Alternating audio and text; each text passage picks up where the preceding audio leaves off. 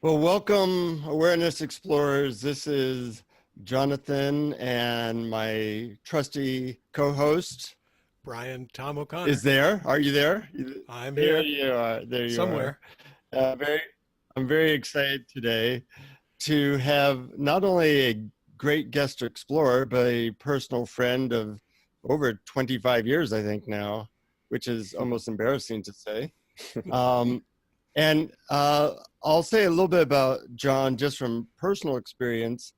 I knew John Astin because he is a great singer-songwriter. In fact, he's my favorite singer-songwriter in the world. So for me, this is like interviewing Paul McCartney or something. Um, but not only is he a great singer-songwriter, I found out later, kind of unrelated, that he's also a very well-known researcher in the field of consciousness and a mystic himself. So we have a lot of great questions to ask him. He just came out with a new book called, why don't you say the name of your book, John? It's called This Extraordinary Moment. And it has a subtitle too, right? Yes. What is the subtitle? It's I know why I'm pausing because I didn't like the subtitle that much, but Right. it's moving beyond the mind to embrace the miracle of what is. Is that right? Okay. Yeah. Evidently. It sounds I'm just right. checking my Kindle here to see Yeah, if yeah. you're, No, if that's you're fine. right there. Yeah, let's see what it says here. Well, John's so in the moment that he has a hard time coming right. up with what's not right in the moment right now. But we're going to ask him about his book because I found it very interesting, and Deepak Chopra had a really nice thing to say about it. And it's also a new way of exploring awareness, I think, in some ways. And it's a approach that is now starting to gain momentum as far as I know. And I call it the approach of pure experience.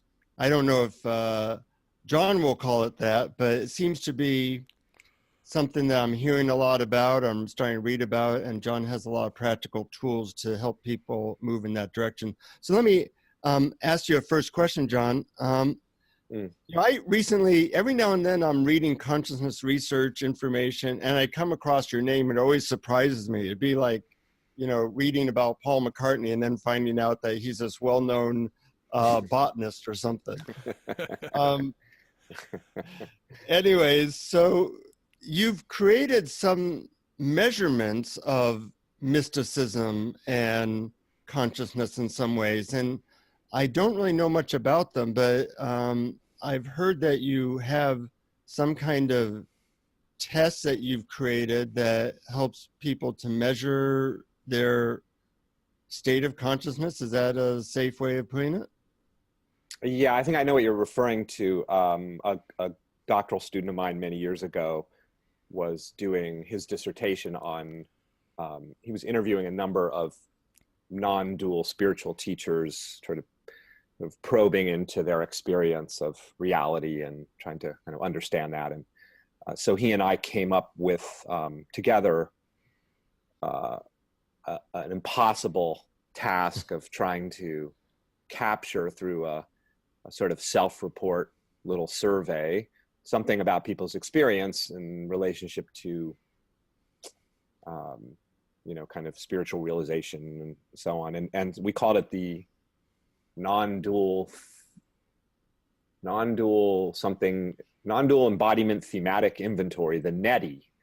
And if you know that term from Sanskrit, it's a good acronym. Yeah. And then we never did anything about it, he used it in his dissertation. And then some people got hold of it. I think Jeffrey Martin of the Finder's Course got a hold of it somehow, because he and I had been in touch, and he apparently expanded upon it a bit, and then they used it in some of their research. Yeah,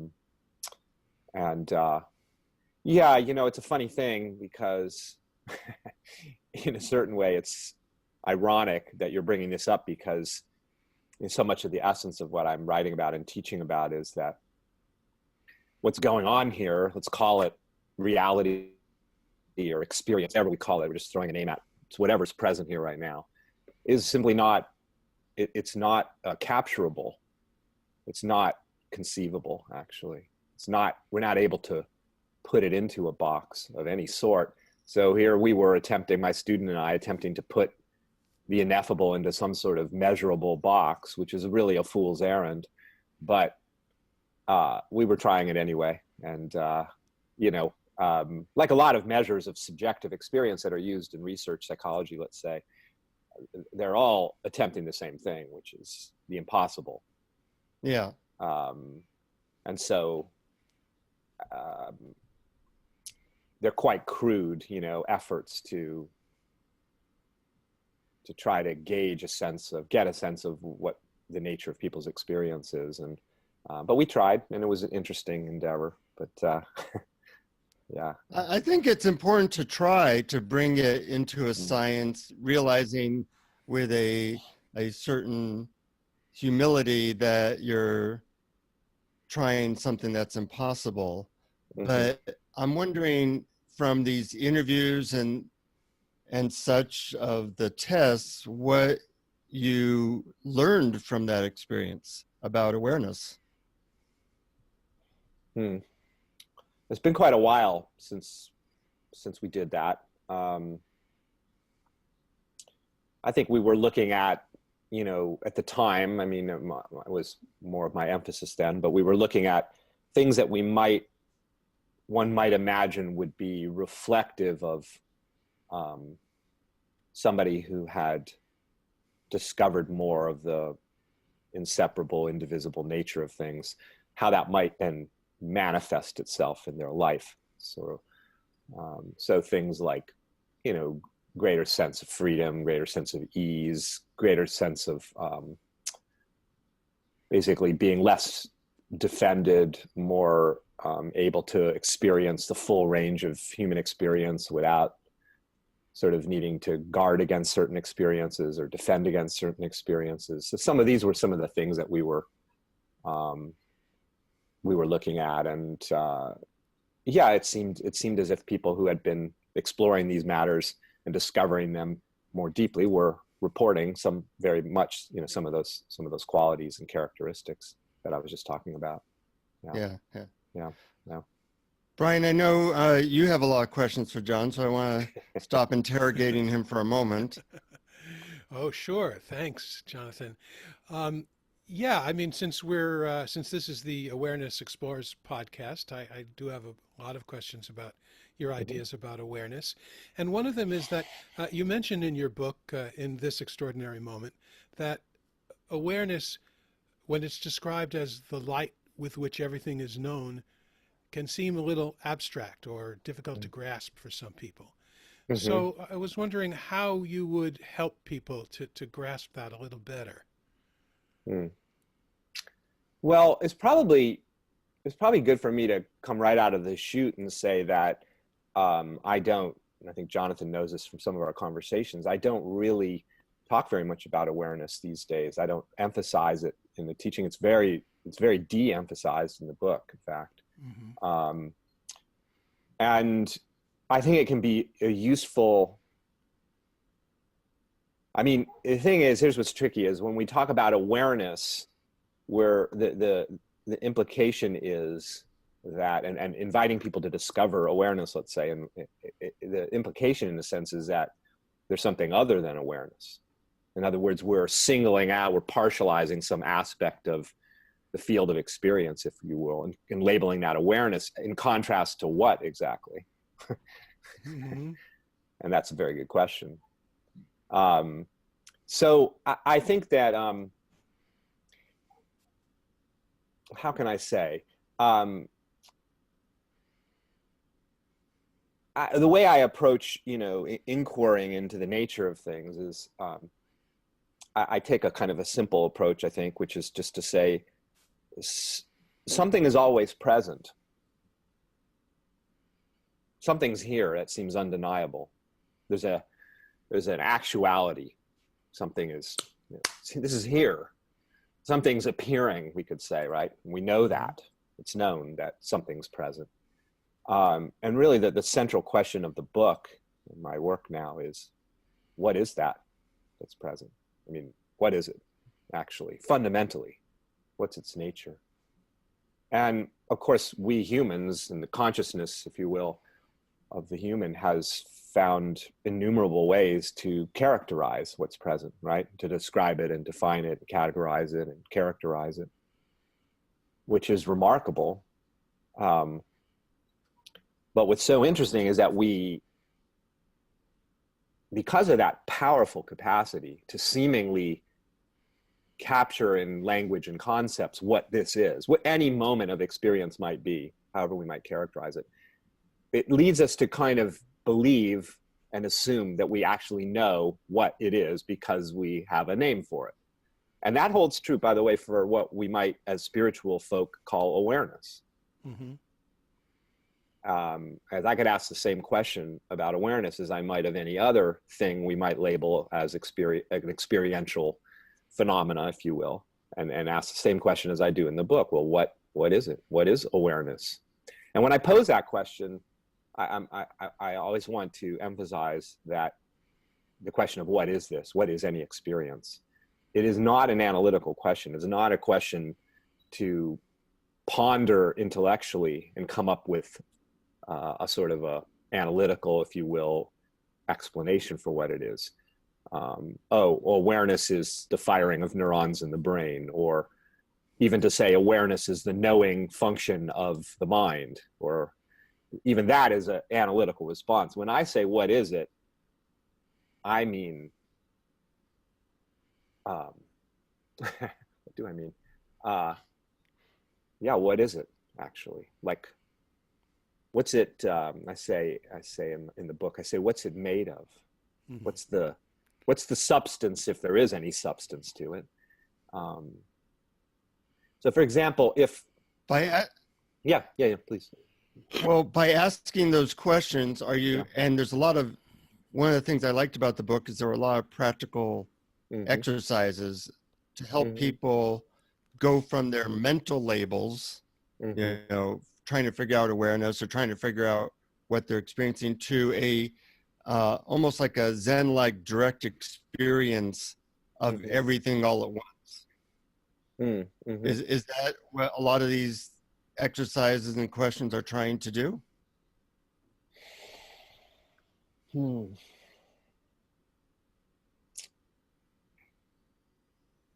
I mean, ultimately, I would say the inquiries and the guided practices are designed to reveal, evoke the recognition that what's here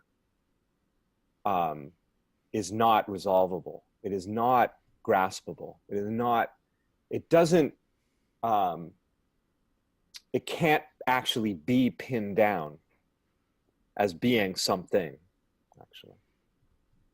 You can't get to the bottom of what anything is. And even the simplest, most mundane of human experiences, like, I don't know, the taste of a strawberry. Okay, so you know what that is, and I give it to you, and you taste, and you go, oh, I know what it is. It's a taste of a strawberry.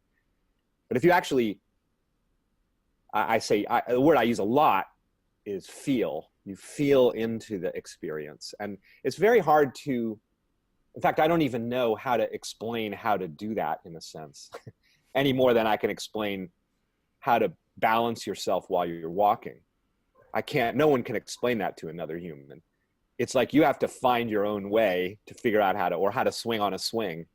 You don't know. I remember trying to teach my daughter how to swing on a swing, and I realized I actually couldn't do it. She had to find her own way to it. And I think it's quite similar to feel the nature of what's here. What's interesting is that all we're ever doing is feeling the nature of what's here. So it's actually quite easy. Yeah. That's what's happening right now, is you're feeling the nature of what's here.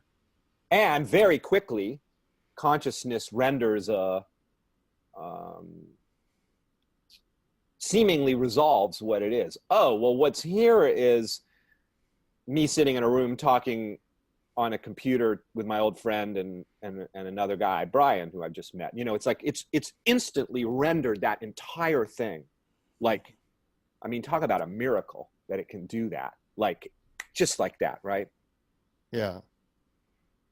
So what is it actually doing?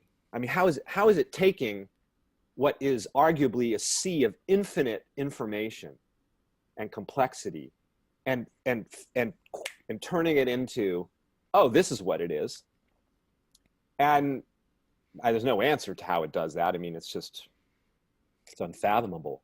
But if we investigate like our actual experience, we can begin to discover that, and this is the essence of the book, is that what we think, the original title of the book is It's Not What You Think It Is. And the reason I like that title so much is that it captures the essence of what I'm talking about, which is well, let's take something that's very mundane, like somebody you know in your life, like your wife, okay? Mm-hmm. So you have a relationship with this person and you carry around with you a whole host of ideas about who she is, right? Mm-hmm. That's just natural. And you can even recognize, oh, there she is, right? I mean, that's her, that's my wife. I can see her, she's recognizable. I recognize certain personality characteristics that are familiar to me. So these are all kind of your working framework of who your wife is, right? But if you actually feel into who she is and explore what she is experientially, the experience of her is In the moment. Yeah, which is the only, right, that's the only time you can ever experience her, right? Yeah, but, right. yes, in the moment. You can quickly begin to see that she's wildly, what she is completely beyond your ideas of what she is. Yeah. She's much, much, much, much more. In other words, your ideas are like a very crude oversimplification of the complexity and the depth and the multidimensionality that is that being.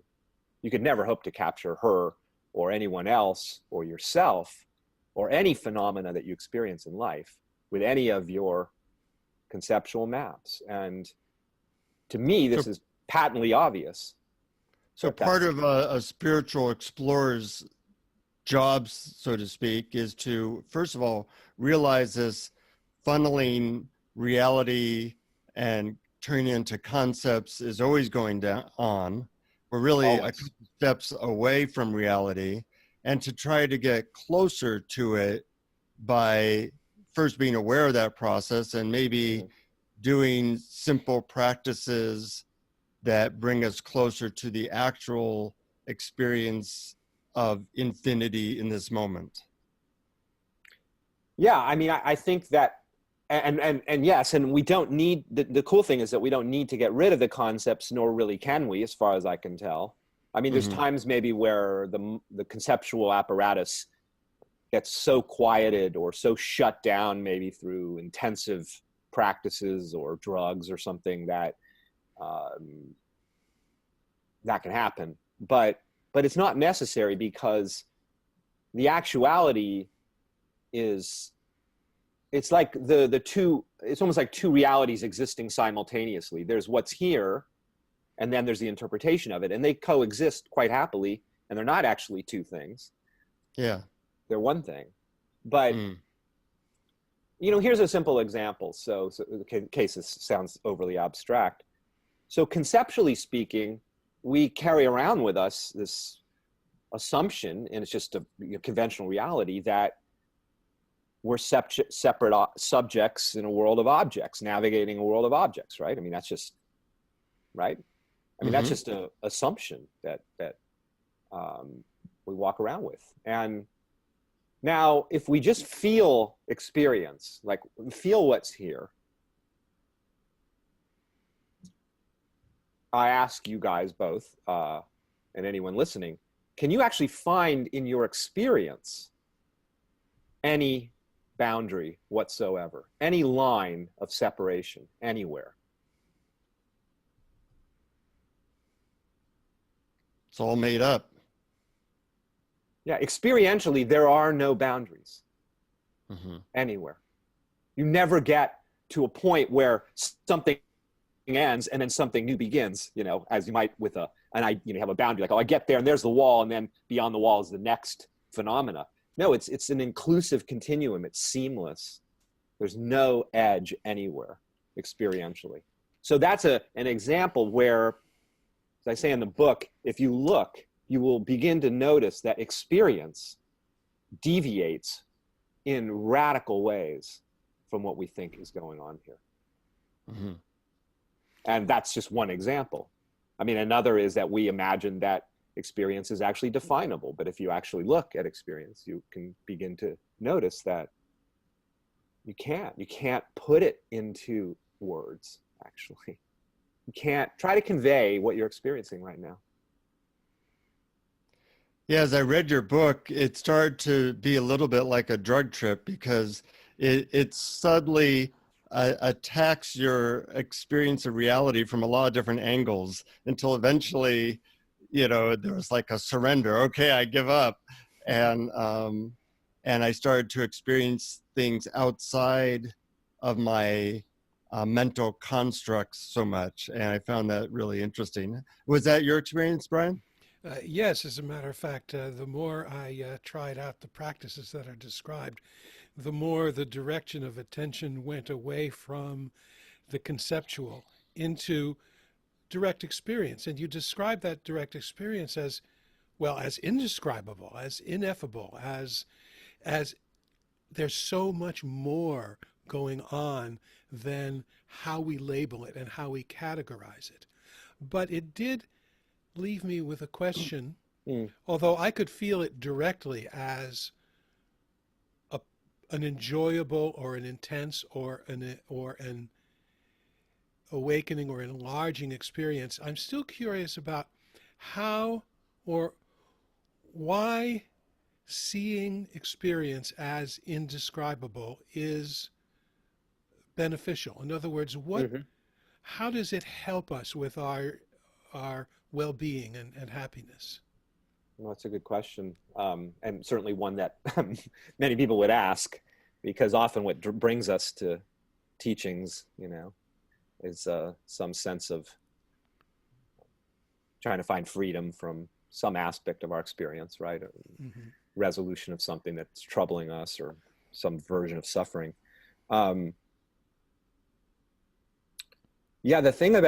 The thing about a lot of the ways that we describe phenomena is that the implications are not that great, that I'm a vulnerable creature in a potentially very hostile world, and there's all these potential threats, and I'm lacking something and in search of something to fill that lack. And I mean, there's so many implications of the ways, based on the ways we typically describe experience. In the classic sense, it's like we divide the world up into the experiences that I equate with well-being, and then I seek those out, whether they're more conventional or spiritual things like enlightenment and realization and bliss. And on the other side, there's the experiences that I don't equate with well-being, and I try to minimize those or avoid them altogether, or escape them, right? And this is just, this sort of describes a lot of human experience, right? We're trying to rearrange our lives in such a way to feel better. And it's natural, and there's nothing wrong with that. And I say, I have one of the first chapters in the book, I call it sort of 2 approaches to happiness. And the one I just described is the conventional one, and it's great. Try to do that as much as possible. Move in the direction of the things that bring you joy and that you value, and that's great. And try to minimize the other, right? But there's a whole nother way to approach this, which is what the book's all about, which is it possible to discover something in every experience that is, what's the word? That really is the most profound kind of well-being, you could say, a well-being that transcends any kind of dichotomous notions of well-being as this in contrast to that, which is how we typically think of it, right? Positive and negative states of mind, for example. So is there something, I think maybe the most important chapter in the whole book is called The Common Denominator. And it looks at experience, which is complete diversity. I mean, everything at the level of description is different, right? So the question of the common denominator is, what do experiences share in common? Because if we're looking for some kind of, let's say whatever it is we're aspiring to, freedom, well-being, realization, contentment, all these aspirational sort of qualities, it's like, is it possible to discover something that's in every experience that really, that we can find that which we're aspiring for in every experience? And I would suggest yes. And one of the most profound common denominators is this inconceivable, indefinable nature of every experience, which we could also just call, Jonathan said earlier, is the infinite nature of what is. And that infinite nature, that unresolvable, ungraspable, in Buddhism, they call it empty nature. It's not a great word because it conjures up a lot of, I think, negative notions, because it's really almost more a fullness than an emptiness. Mm-hmm. But it's a fullness that you can't find, you can't grasp hold of, and yet it's full. And that's true of every experience, from the most blissful to the most horrific, actually. At the level of the description, no, pleasure is pleasure and pain is pain, and they're different, and I prefer pleasure over pain, right? For sure. I do, and I still do. But that's at the level of description. At the level of the actual nature of the experience, more fundamentally, more primally, is no, actually pleasure, I can't really tell you what it is. Yes, I could say it's pleasure, but I can't really grasp hold of what that is. And the same with pain, actually. So that kind of puts pleasure and pain on an equal footing. Yes.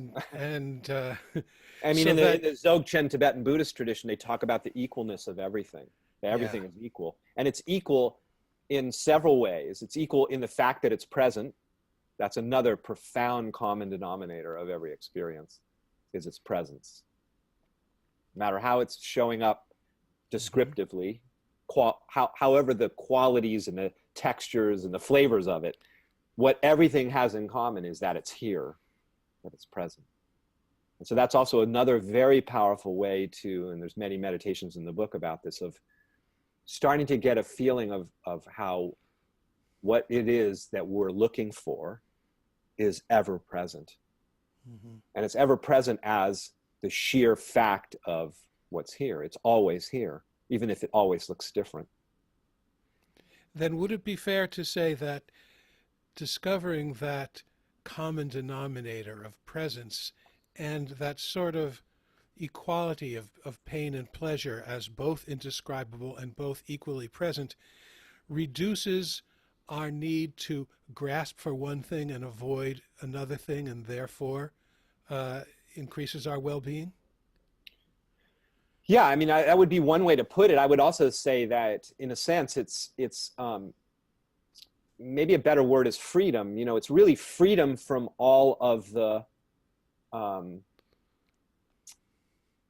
what's the word?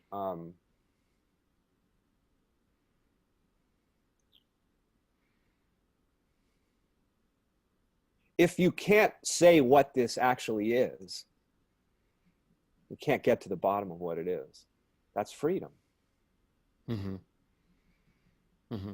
There's no, in fact, you could say it's beyond freedom and bondage. In other words, you can't characterize it. It's neither, in a sense. But if we put it in some sort of human terms, we would say it's liberating, because you're liberated from all the notions that you have about it, as good, bad, or otherwise.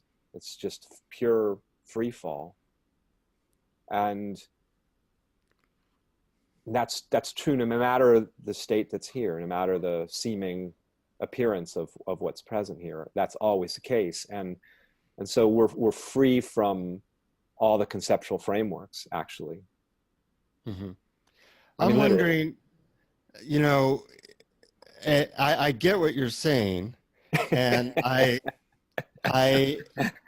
would like to explore like how this interacts with the crap that we have to deal with in life. And I know, being your friend, you've experienced some significant losses recently. Yes. And I'm wondering how it affected you, because you're writing a book about this during a time that a lot of difficult things were happening in your life. And in a personal way, were you using this concept as a way to deal with that, or how did it impact you to have these two things going on at the same time? Mm-hmm. Yeah, that's a good question.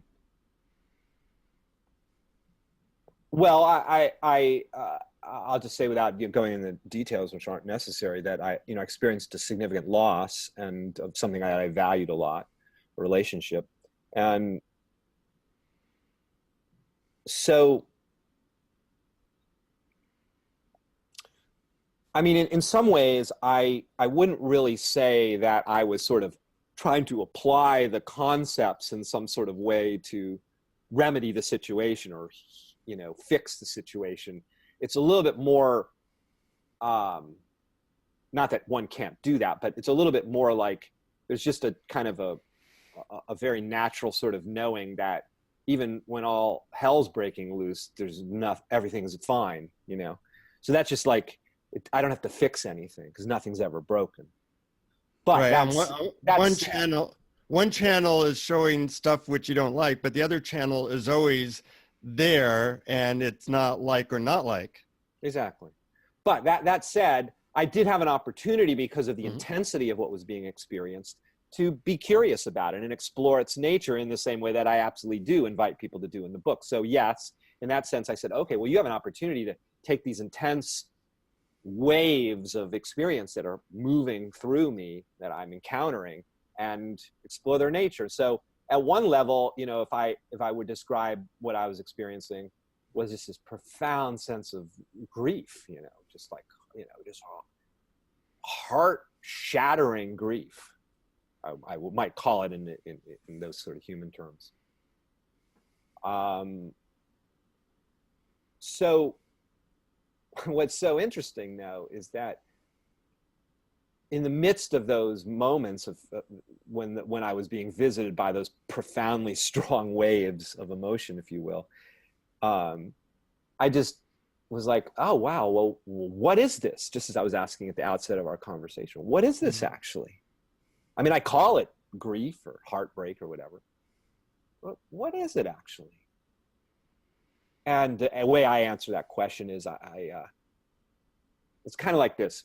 If I say, what is water made of? One answer is, well, it's oxygen and, hydrogen in this particular combination. Or, but another way to know what water is to stick your hand in water, right? Yeah. And then you can actually feel what water is. And there's a kind of an intelligence, a kind of a knowing of what the nature of water is by feeling it, right? And so I would say, when I said earlier, like how to tell somebody, how to instruct someone about feeling into the nature of experience, that's a metaphor that I'll sometimes use. And so in this case, I just felt, what is this experience? In the same way I would put my hand in the water to feel what water is. And of course, what I realize is what you always realize, which is the same thing, is that I don't know what it is. Mm-hmm. It's like, I could reduce it to some sort of basic things, like we could say it's like a presence of energy. It's an aliveness. It's life itself. But as I just kept exploring that, I just kept feeling it's just a complete mystery of I don't know, you're just left speechless because you can't really say what it is. It's the presence of the mystery itself. Mm-hmm. And from that perspective, it's like, if I put it in theological terms, it's just God. Yeah. Just like everything else. And it And also so from I'm sorry, just to say one thing. Go ahead. So it's very interesting. It's like, I think more and more these days that reality is like kaleidoscopic. It's like, from one perspective, it looks like this, from another perspective, it looks like this. Get very far away from it, it looks like this. Get really, really close up, it looks like this. Look at it from this point of view, and so it's like turning the kaleidoscope, and we can see everything almost from an infinite number of perspectives. And so in a sense, from one perspective, it's like, oh my God, this is a terrible thing. And I don't wish this on anyone. And it's really difficult and challenging. And I'm looking forward to when it ends. That's like one perspective. And then you just shift the kaleidoscope, and from another perspective, it's the bliss of reality itself. I mean, literally. It's complete aliveness, complete vitality, complete presence of existence itself, showing up in that particular way.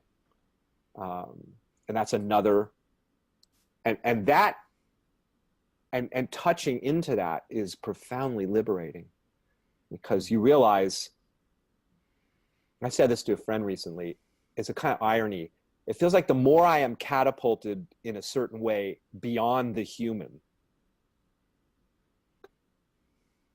even calling ourselves humans is just a description. What are we really?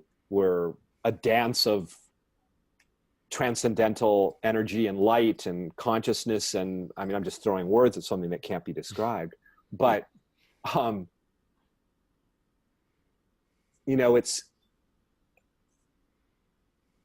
completely lost my train of thought.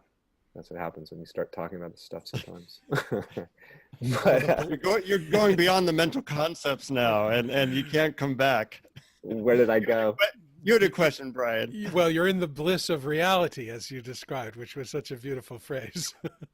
Yeah, I know there was a point I was going to make, but oh well, maybe it'll come back. It'll come to you. But meanwhile, it occurred to me as you were talking about putting your hand into water and really asking, what is this experience of grief? What really is it? That you're really diving into it. And you say it's unknowable, but in another sense, you are knowing it, in that you are not separating yourself. You're experiencing it. You're not pushing it away. And therefore, you're kind of dropping the strategies that you have to not have certain feelings that you don't want. And it seems to me that it's often those strategies to avoid feelings that is the difficulty and the pain. Yeah, you just brought me right back to the point I wanted to make, so thank you. Oh, good. Which was that as I'm catapulted out of the human, in a sense, or I recognize more and more the transcendental nature of every experience. It is beyond our ideas and concepts. In a funny way, it's like the more freed up I feel to just be the fullness of what we might call a human being, is because there's no, I remember when I was going through this particularly difficult time, and I was talking with a friend, and they were kind of having they could feel like there was a lot of emotion, and they were sort of wanting me to not be feeling that. And like, come on, it's like, stop being so upset or something like that. And, and the thought occurred to me, is like, why would I want to stop that? It was literally this feeling of like, I don't know. It was just this sense of like, it was completely fine to be experiencing that, even though I wouldn't wish it on anyone necessarily. And that's what I mean by, it's like, you realize that the things that we think of as problems that are binding us or threats to us are neither binding us nor threatening us, actually, because they're not actually really things. They're ungraspable infinity. And so we're free to experience anything and everything, and nothing's gained or lost. Yeah. One of my favorite quotes from Buddhism, and one of the sutras, might be the Diamond Sutra, says, "By incomparable enlightenment, I attained not even the least thing."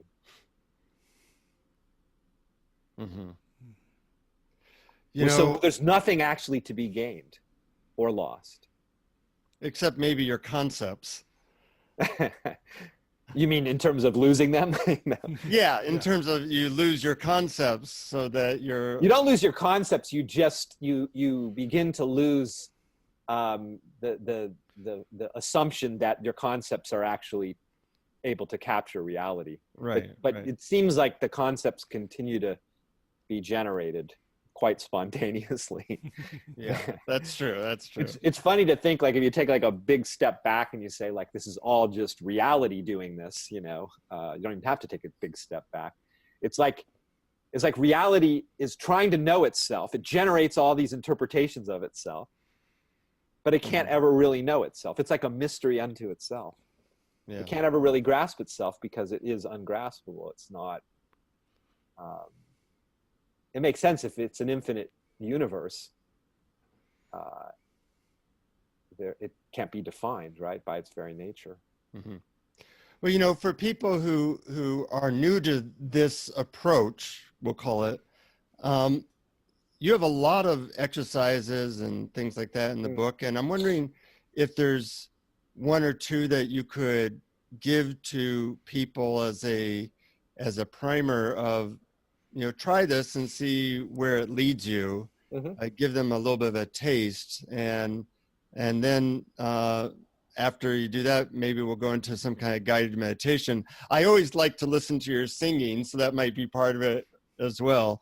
But I think this approach is really cutting edge, and people should come up with seeing what it's like to explore it in themselves, and any hints you have for doing that would be appreciated.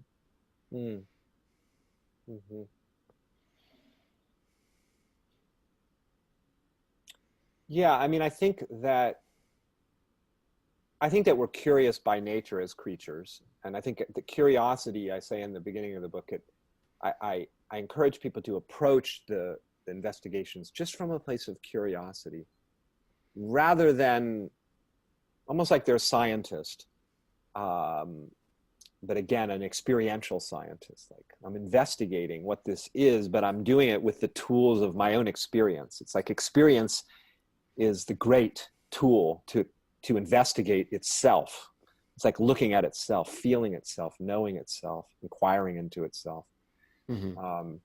And rather than approaching it from the standpoint of like, okay, I'm trying to get something, I'm trying to fix something, enter into the investigation from this place of like, oh, I don't know what this is. Don't assume that, because the assumption that we know, we've kind of foreclosed on, and that can function as a kind of a bit of a barrier to discovery, just like it does in science. If we think we already know what the atom is composed of, it's hard to see with a kind of freshness and openness, right? Yeah. It's the same here, you know, to come, and that is maybe the only thing that's tricky about it, the inquiry from my standpoint, which is that, you know, I mean, you know, I do this with my students. I teach grad students, and I talk about this stuff as well. And I was just doing the other night, I said, okay, well, just name how you're feeling right now. If you pick one word to describe what you're feeling.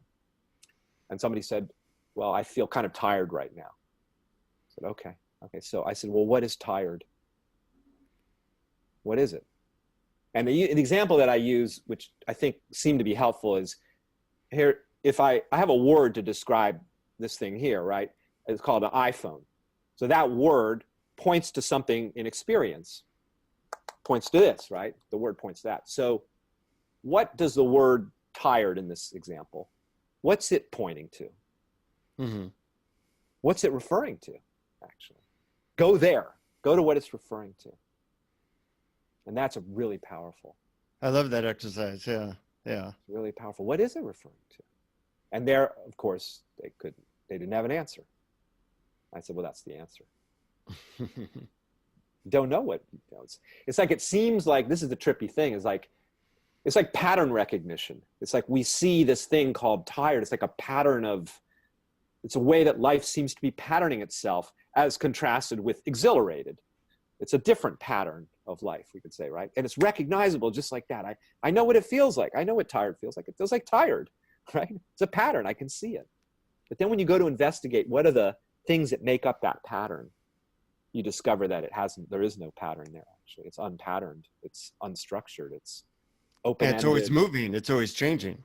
Well, that is probably when I talk about, and we said earlier that finding out the ways in which experience deviates from what we think it is, you just hit upon maybe the most important piece, which is that we imagine we live in a world where things are holding still, like you're more or less stable, like you are what you are now, that kind of like you were more or less a second ago and 5 minutes ago, right? Yeah. But actually, you're not. Yeah. You're completely. I like to say that we look at the world and ourselves like we're nouns, but everything's a verb. It's so funny. I just wrote that this morning. I wrote. Oh, you stole it from me, is what I you did. And you just transmitted it to me through the ether. No, I wrote, there are no nouns and there's only one verb, being. Yeah. Everything is. Everything is Yeah. being. Mm-hmm. But the reason there's no nouns is that whatever it seemingly becomes as a thing, because it's dynamic, what are you naming? You know, it's different in the next instant. So it's never holding still. And again, this is simple. Just notice your experience. It has no duration. It's always changing. And the implications of that are quite profound. Yeah. Yeah. They're quite profound because they completely shatter our conventional notions of what's going on here, don't they? Mm-hmm.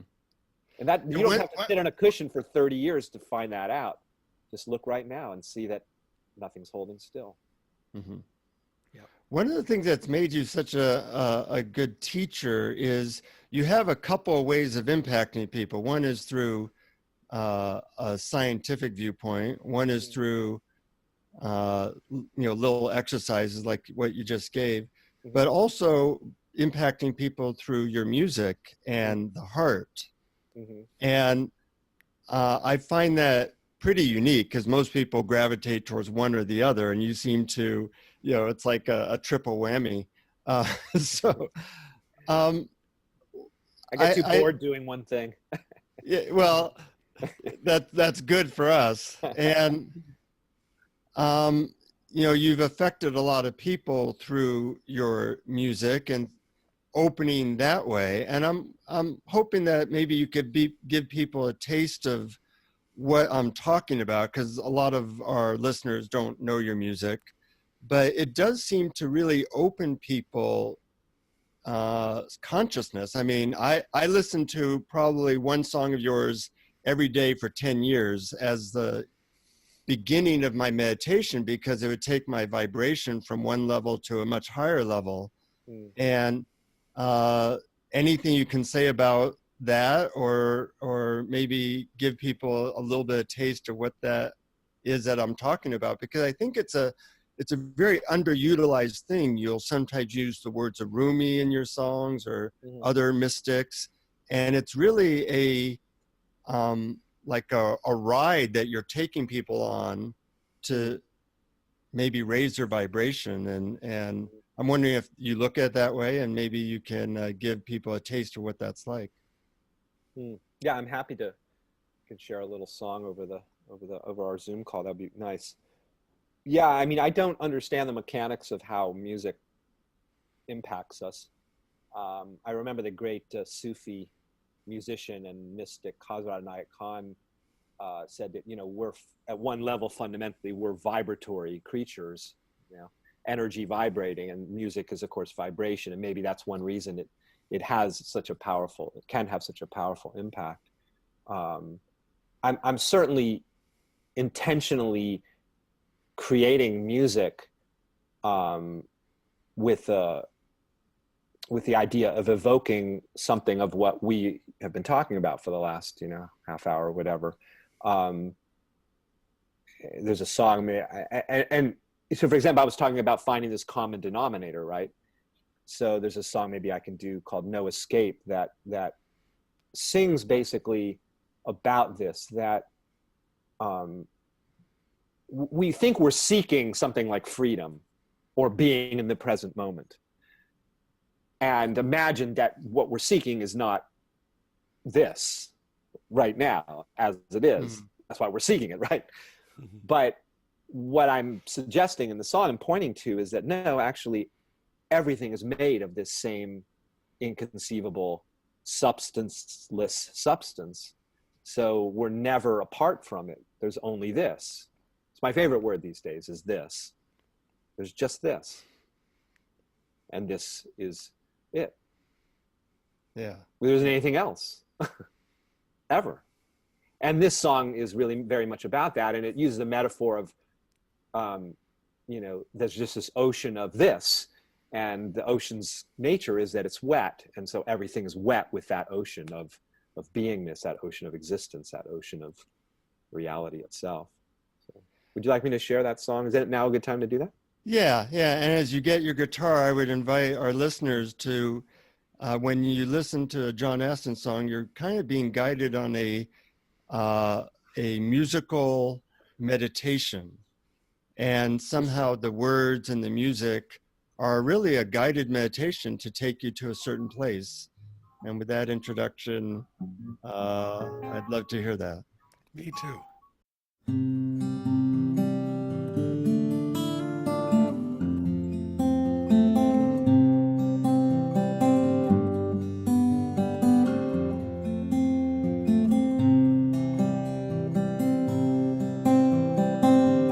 There is no escape from here.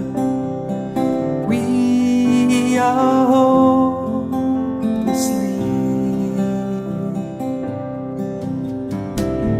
trapped inside this maze of truth. There is no dry land here. Everything is wet, everything is wet, everything is wet in the ocean.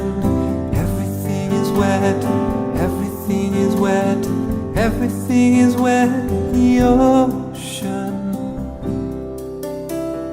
There is no escape from here. We are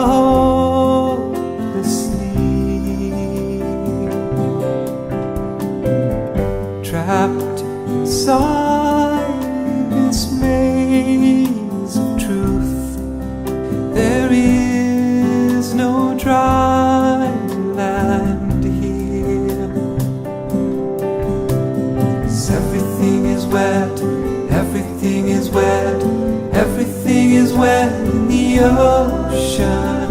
Everything is wet, everything is wet, everything is wet in the ocean. What grace to know and revel in the ecstasy of this sweet bondage that is our liberation. Oh, 'cause everything is wet, everything is wet, everything is wet in the ocean. Everything is wet, everything is wet, everything is wet in the ocean. Everything is wet, everything is wet, everything is wet in the ocean. Everything is wet, everything is wet, everything is wet in the ocean. Everything is wet, everything is wet, everything is wet in the ocean. Everything is wet, everything is wet, everything is wet in the ocean. Everything is wet, everything is wet, everything is wet in the ocean. Everything is wet, everything is wet, everything is wet in the ocean.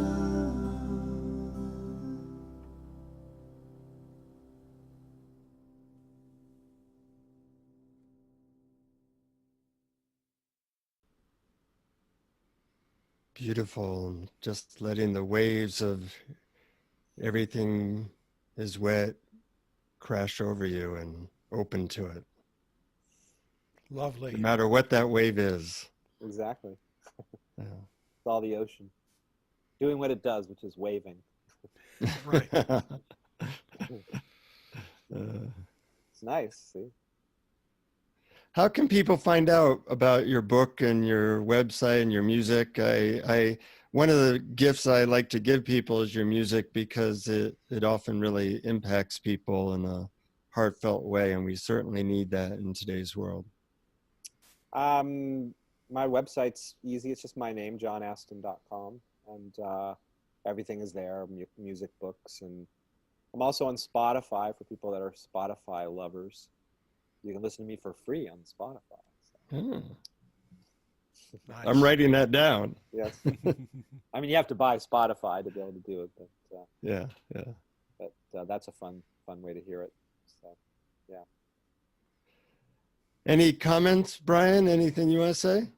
No, I enjoyed it very much, and it's something that we actually both have in common. I'm also a singer, Oh, although wonderful. my genre is more musical comedy and show tunes.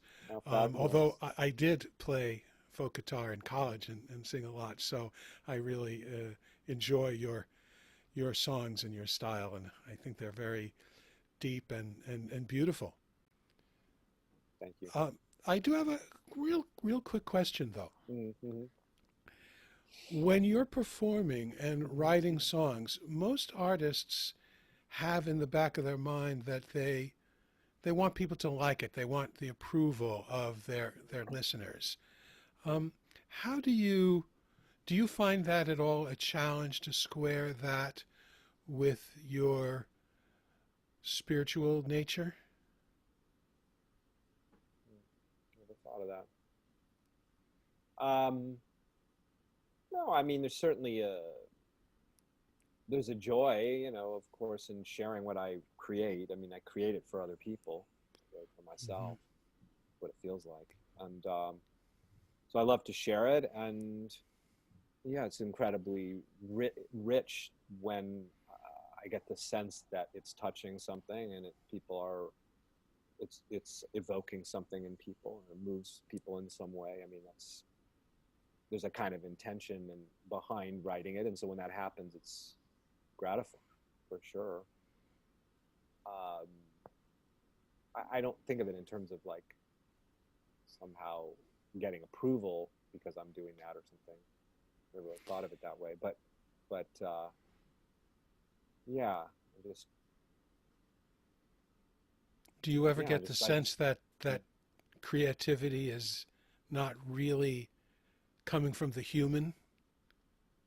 Yeah, I mean, if we really look, we can't say where anything's coming from. Mm-hmm. Really. I mean, right?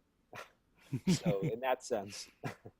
No, it's all coming from the mystery, John. I've pinned it down. Thank you for clarifying that. Yes. So in that sense, it's like we're creating it, and we're not literally, I mean, I don't know how to make anything in a sense, I don't know how to, funny, all these things we sort of just are doing all the time, like words and concepts. And I mean, we have no idea how we're even generating those. I mean, how do you create a thought? Mm-hmm. I mean, I don't have the first idea how to do that. So, Me neither. so in that sense, it's like almost laughable that we feel as if somehow we did it. It's like, no, we're being done. We're being moved by some inexplicable force or intelligence, or that we obviously partake of. It is our nature. We are that force and intelligence. That's what we're made of, you could say. So in that sense, we're not creating any of it. Yeah. Well, thank you for the generosity of being the channel through which that force can come to us. It's a lot of fun. Yeah. That's for sure. Fun is good. Fun is good. That's what we got, actually. And you may not be doing it for approval, but if you write more songs soon and send, you'll approve of me more. You will. I will approve of you more. Thank you. I know. That'll be good for karma and everything. So okay.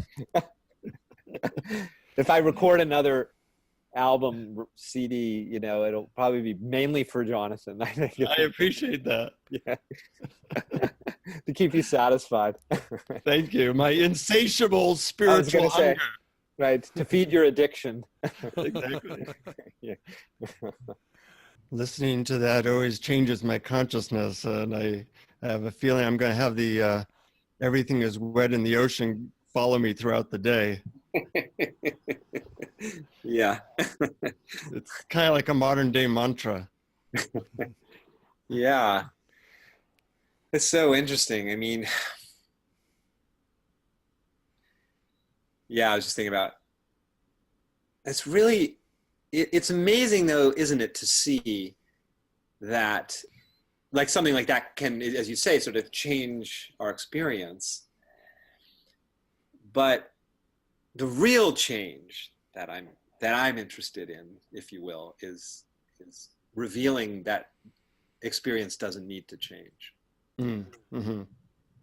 As fun as that is, when it changes and in extraordinary, seemingly more extraordinary, open, awake kind of ways, the real,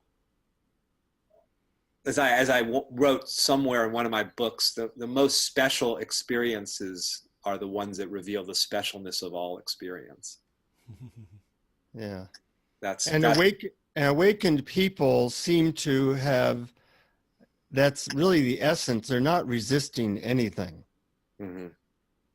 And until one lets go of trying to manipulate experience, Mm-hmm. you are always trapped. Seemingly, yeah. Yeah. That's the funny thing, is we're not actually trapped. Right. It just right. seems that way. It can be a convincing mirage. It's a beautiful paradox It is. when when we're not trying to change anything, somehow things change. Definitely. Yeah, no, Yeah, it's very profound. Yeah, that's for sure. That's for sure. So I want to hear your meditation or the Okay. thing from your book. And that was very effective when you were here in Nevada City doing the combination. Brian, he did a combination of songs and readings from the book, and despite not wanting him not wanting to change our consciousness, he did it rather severely. That's fun. All right, well, so this meditation is called the Borderless Field of Being.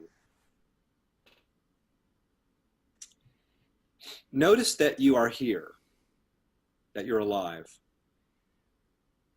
Let yourself feel this simple fact, the undeniable presence of your own existence, the simple feeling of being. Notice that no effort is required for this to be so. No strategies, no techniques, no manipulations are needed in order to create the sense of aliveness. It's naturally present. Existence, streaming forth spontaneously, generating and sustaining itself moment by moment. As you feel the presence of this field of being, let yourself venture out to the farthest edges of it. Can you find anything there? Any point where the field of being comes to an end? Can you locate a line separating the field from anything else?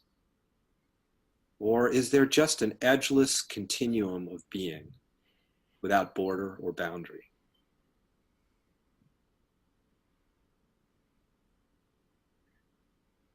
Notice that no matter what might be occurring within this boundaryless field, being remains as it is, unalterably alive and present. Feel the way in which the field is not circumstance dependent. 1,000 different thoughts, feelings, sensations can appear and disappear, and all the while, the field remains. Being continues to be. Existence continues to exist, no matter the shape or form it may be taking. Feel the ease, the fullness, the rich lusciousness of being.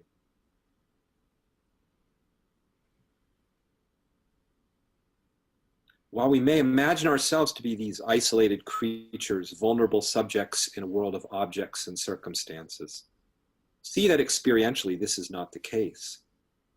Feel the way in which the field of being, the field of experience itself, is actually seamless, an indivisible, all-inclusive expanse, an edgeless space of invulnerability that nothing can harm, for there is nothing apart from it. Here you are sitting here, and yet there is no finality to you, no point where beingness ceases to be, no place where the edge of you comes to an end. Feel this. Revel in the vast, luscious infinity that you are.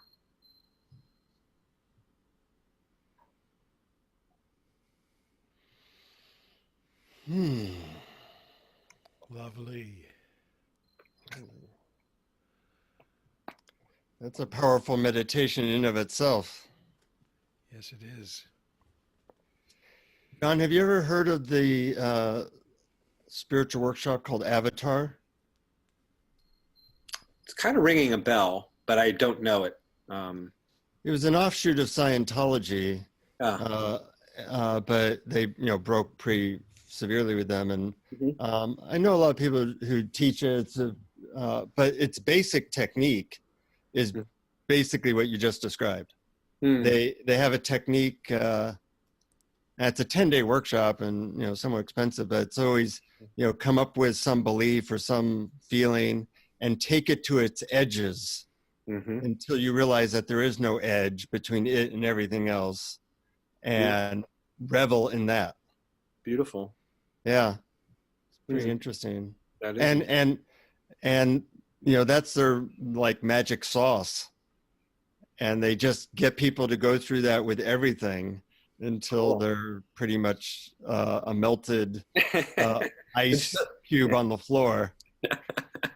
Which they've always been. Yes, exactly. But now they're seeing it. Very cool. Excuse me. Well, I encourage all our listeners to try out the practices in this extraordinary moment with, as John puts it, a sense of lighthearted curiosity and playfulness. I loved that phrase in your book.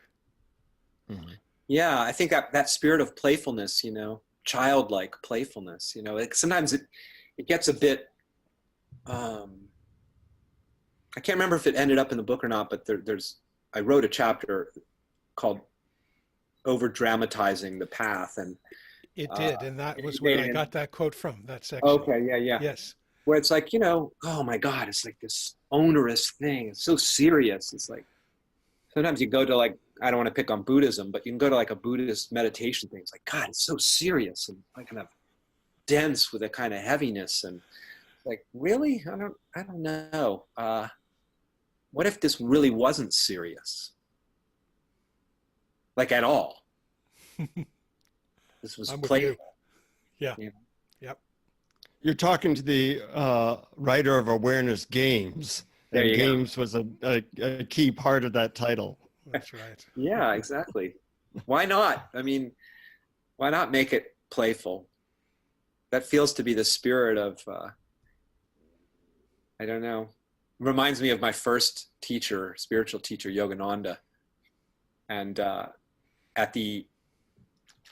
in that book, Autobiography of a Yogi, all these amazing spiritual experiences with these different beings that he met along this journey. And then he has this big kind of awakening experience, and he writes this poem called Samadhi, detailing the experience and all this stuff about galaxies exploding and the oneness of everything. And he gets to the end of this long poem, and he says, "And I,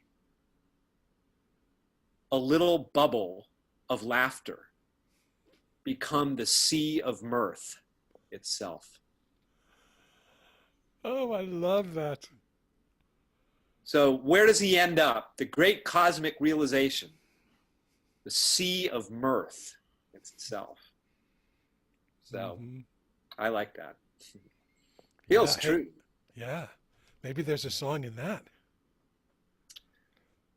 Maybe. I paid him some money to put in that last quote. And if you see the words mirth around your office or other people are saying it to you, know that it's part of the conspiracy. That's right. Anyway, this has been fun. And Yes. your book's name again, if you remember it, is called? This Extraordinary Moment. Okay. Yeah, Great. and, Well, and this is an extraordinary moment, isn't it? yeah. Always. Yep, sure is. And this one too. Yeah. Oh, This one and there too, goes another one. exactly. There goes another one. Yeah, right? Yeah, that's great. Well, it's been a pleasure talking with both of you. I've enjoyed it. Feels like we could talk for hours. So We could. Yeah, it does feel that way. And when I was reading your book, I felt, oh my gosh, how am I going to ever contain all the thoughts and ideas and questions in 30, 40 minutes? But yeah, it was good a luck with pleasure. that, right? Right. But it was a pleasure talking to you. Yeah, likewise. So let me just sign off to our listeners, fellow awareness explorers. Listen to John's music, try out his methods in his book. And as we always like to say at the end of our, also we have a bunch of meditations on awarenessexplorers.com that you can now look at and learn more about our various episodes. But most important, as always, keep exploring. Keep exploring. Thank you for listening to Awareness Explorers. To learn more, you can check out our website at awarenessexplorers.com. Please subscribe to our podcast on iTunes, Google Play, or your favorite podcast app. And we'd love it if you would post a review. And please share our link on Facebook and with family and friends, because knowing yourself as awareness is the greatest gift you can give yourself or someone you love.